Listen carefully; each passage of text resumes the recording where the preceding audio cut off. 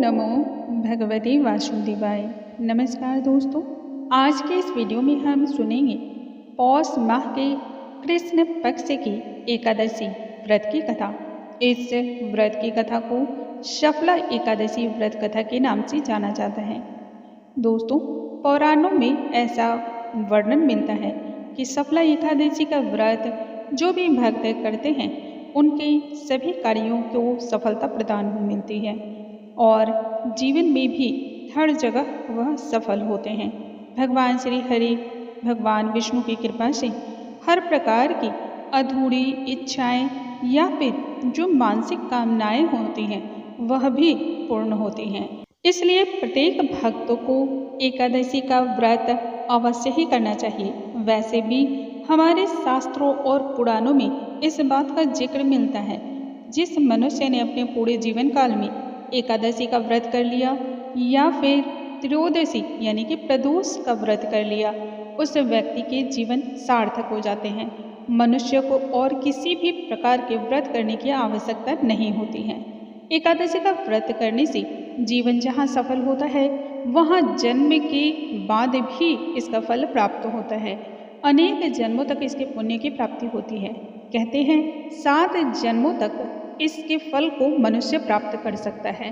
इसलिए व्रत को अवश्य ही करना चाहिए और जो व्रत ना भी करते हों उन्हें भी व्रत की कथा का श्रवण करना चाहिए, जिससे उन्हें भी इसका सुख प्राप्त हो सके। व्रत को पूर्ण करने के लिए व्रत की कथा का श्रवण करना भी उतना ही आवश्यक है। आज के इस वीडियो में हम सुनेंगे शफला एकादशी व्रत की कथा। आइए हम पहले भगवान का ध्यान करते हैं और फिर कथा आरंभ करते हैं। ओम दामोदराय नमः। ओम नमो भगवती वासुदेवाय। इस व्रत की कथा के अनुसार चंपावती नगरी में महिष्मत नामक एक राजा रहा करता था। उस राजा के 5 पुत्र थे। बड़ा पुत्र चरित्रहीन था और देवताओं की हर प्रकार से निंदा किया करता था। वह अन्य प्रकार की भी अनेक बुराइयों में लिप्त था। मांस भक्षण और अन्य बुराइयों ने भी उसमें अपना स्थान बना रखा था, जिससे राजा और उसके भाइयों ने उसका नाम लुम्भक रखकर राज्य से निष्कासित कर दिया था। फिर उसने अपने ही नगर को लूटने का उद्देश्य बनाया। एक दिन उसे चोरी करते हुए सिपाहियों ने पकड़ लिया, पर राजा का पुत्र जानने के पश्चात उसे छोड़ दिया गया। फिर वह वन में एक पीपल के वृक्ष के नीचे रहने लगा। इसी प्रकार से उसका दिन बीतता गया। अपने जीवन को उसी प्रकार से दुखहाल और बदहाल अवस्था में वह जीता हुआ अपने जीवन को आगे बढ़ाता गया। अब बात आई पौष माह की। पौष माह की कड़कती हुई सर्दी से वह प्राणहीन सा हो गया। पौष के कृष्ण पक्ष की 10वीं के दिन सर्दी का इतना अपना प्रभाव था कि उसके शरीर में तनिक भी जान ना बची। अगले दिन उसे चेतना की प्राप्ति हुई।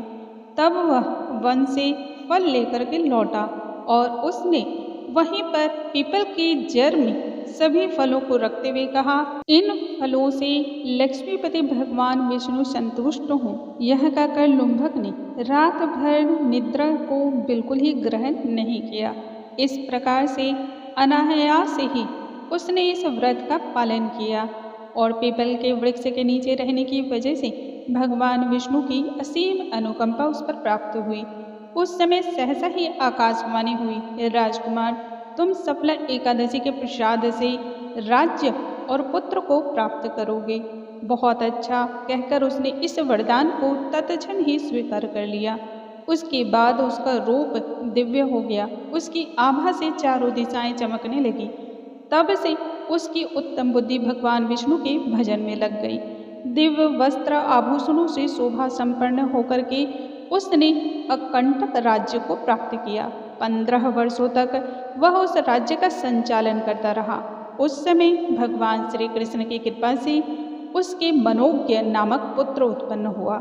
जब वह पुत्र बड़ा हुआ तब लुम्भक ने तुरंत ही राज्य की ममता को त्याग कर उसे पुत्र को सौंप दिया और वह भगवान श्री हरि के भजन के नजदीक चला गया। भगवान श्री हरि के भजन कीर्तन को करते हुए एक समय ऐसा आया जब उसे मृत्यु की प्राप्ति हुई, लेकिन एकादशी के प्रभाव से भगवान विष्णु के दूतचर उसे लेने आए और पुस्तक विमान में बैठा करके बैकुंठ धाम को ले गए। इसलिए कहते हैं इस व्रत की कथा को पढ़ने से, सुनने से अथवा उसके अनुसार आचरण करने से मनुष्य को राजसूय यज्ञ का फल प्राप्त होता है। जीवन में सभी सुख तो मिलते ही हैं, साथ ही साथ मृत्यु के बाद भी उसे मोक्ष की प्राप्ति होती है। मोक्ष वह होता है जो मृत्यु के बाद भी सुख देने वाला हो।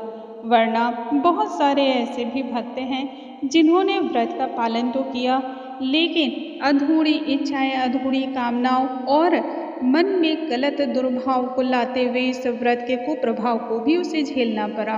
व्रत की संपूर्णता के लिए ना किसी लोभ में पड़े, ना किसी की निंदा करें, ना किसी के साथ दुर्व्यवहार करें, ताकि जन्म के साथ ही आपकी मृत्यु भी सार्थक हो जाए। कहते हैं ना, जो मृत्यु के समय बिना किसी कष्ट को भोगते हुए इस संसार के सभी सुखों को भोग करके चला जाए, वही सही अर्थ में जीवन को सफल कर पाया है। बोलो भगवान श्री हरि की जय, भगवान विष्णु की जय।